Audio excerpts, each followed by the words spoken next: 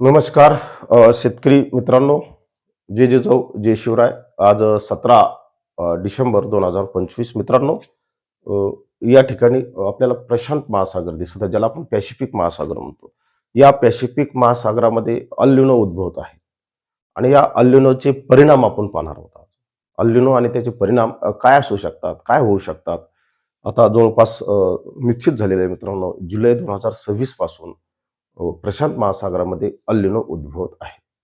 आणि या पार्श्वभूमीवर अ, पूर्व आशिया आणि दक्षिण आशिया भागावर काय परिणाम होऊ शकतो? ऑस्ट्रेलियावर काय परिणाम होऊ शकतो? इंडोनेशियावर काय परिणाम होऊ शकतो? भारतासारखा महत्त्वाचा देश आहे दक्षिण आशिया भागातला, दक्षिण आशिया खंडाचा. दक्षिण आशियाचा जो भाग आहे त्याला भारतीय उपखंड म्हणून ओळखलं जातं. या भारतीय उपखंडावर याचा काय परिणाम होईल? जो की जगातला 2 नंबरचा लोकसंख्या असणारा देश आहे. शेतीप्रधान देश आहे, कृषीप्रधान देश आहे. अशा देशावर निश्चित दक्षिण-पश्चिम मान्सून कसा येईल आणि पॅसिफिक महासागराचा इफेक्ट त्याच्यावर कसा असेल हे पाहणं खूप महत्त्वाचं आहे मित्रांनो. हा आपल्या अर्थव्यवस्थेसाठी सुद्धा तेवढंच महत्त्वाची भूमिका बजावतो. त्यामुळे येणाऱ्या कालखंडात कसा पाऊस असेल हे जाणून घेणे मला वाटतं तेवढंच महत्त्वाचं आहे. म्हणून हा व्हिडिओ पहा, आपल्या मित्रपरिवार यामध्ये जोडा. यामध्ये कोणालाही घाबरवणे हा उद्देश नाही, तर सतर्क करणे हा उद्देश आहे. हे ध्यानात असू द्या.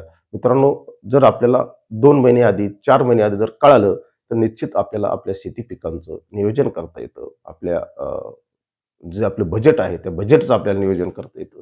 भारतीय अर्थव्यवस्थेवर परिणाम करणाऱ्या ही घटना आहे. म्हणून या घटनेकडे मला वाटतं आपण सतर्कतेने पाहणं तेवढेच गरजेचे आहे. तर मित्रांनो, प्रशांत महासागरामध्ये हे जे उबदार पाणी आहे ते पूर्वेकडे वाहत आहे, हे आपल्याला आता निश्चित झालेलं आहे. आणि या अ, काळात काय होऊ शकतं, तर म मध्य आणि पूर्व जो पॅसिफिक महासागर आहे, हा अतिशय गरम होऊ शकतो, उबदार, आणि हे पाणी पूर्णपणे या ठिकाणी उबदार पाणी. त्यामुळे या भागात दुष्काळ पडण्याची शक्यता दाट असते. अगदी दुष्काळजन्य परिस्थितीचा सामना यामध्ये पूर्व आशियातील जी राष्ट्र आहेत, यामध्ये विशेषतः इंडोनेशिया आहे, या भागात आहे. पूर्व आशियातील जे छोटे-छोटे राष्ट्र आहेत, या भागात दुष्काळजन्य परिस्थितीचा सामना करावा लागतो. मध्य आशियामधील दक्षिण आशियातील एक महत्त्वाचा देश म्हणजे भारत आहे. भारतासारख्या देशात सुद्धा या सिस्टमचा, या प्रशांत महासागरातील घटनेचा खूप मोठा परिणाम होऊ शकतो, नाही होत असतो. भारतामध्ये दुष्काळजन्य परिस्थितीचा सामना करावा लागतो. कमी पाऊस मित्रांनो, यामुळे दक्षिण-पश्चिम मान्सून आपला कमकुवत होतो आणि उशिरा येतो. 2026 मध्ये मित्रांनो, अ, दक्षिण-पश्चिम मान्सूनची एंट्री ही उशिरा होणार आहे, लक्षात घ्या. आणि तो कमकुवत असण्याची शक्यता दाट आहे. या कालखंडात आपला अरबी समुद्रातील आयोडी हा फेज काय भूमिका बजावतोय, हे सुद्धा तेवढंच आपल्याला त्या कालखंडात पाहणं गरजेचे आहे. त्यानंतर पृथ्वीला चक्कर मारणारा जो काही एमजीओ फेज आहे, एमजीओ घटक आहे, तो कसा राहील? तो कधी हिंदी महासागरात प्रवेश करेल आणि हिंदी महासागरात जर त्यांनी प्रवेश केला त्या कालखंडात, तर आपला बंगालचा उपसागर जो की मित्रांनो गरम होतो आणि आपल्या भारतीय हवामानावर त्याचा पॉझिटिव्ह परिणाम होतो. बाष्पयुक्त वारे या ठिकाणी वाहतात आणि ते भारतीय भूभागावर येतात आणि भारतात पाऊस पडतो.